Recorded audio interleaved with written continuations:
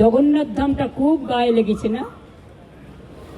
বলা হচ্ছে আমি নাকি নিম গাছও চুরি করেছি। আরে আমার বাড়িতেই তো 4টে নিম গাছ আছে, কটা দরকার জিজ্ঞেস করুন।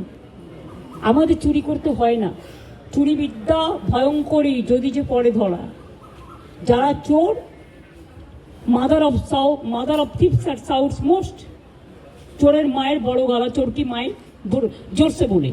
তুমি যদি হিন্দু ধর্মের সমর্থক হও, তাহলে তুমি জগন্নাথ ধাম নিয়েও, মমতা ব্যানার্জি নিমকাঠ চুরি করে জগন্নাথ ধাম করেছে, মমতা ব্যানার্জির এই অবস্থা হয়নি। আমাদের মূর্তি তো মার্বেলে ছিল। জগন্নাথ মূর্তি কিনতেও পাওয়া যায়, এটা মাথায় রাখবেন। আমার বাড়িতেও তো আছে, আপনাদের অনেকের বাড়িতেই আছে।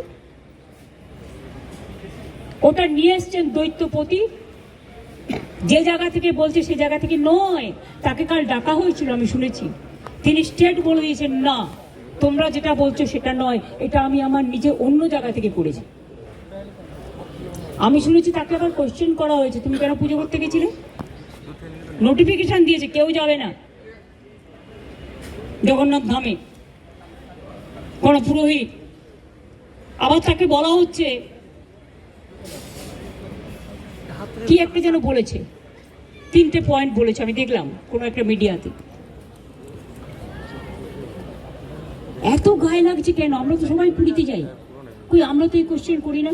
আমি তো পুরীতে গেলে RSS বিক্ষোভ দেখায়, বিজেপি বিক্ষোভ দেখায়, ভুলে গেছেন?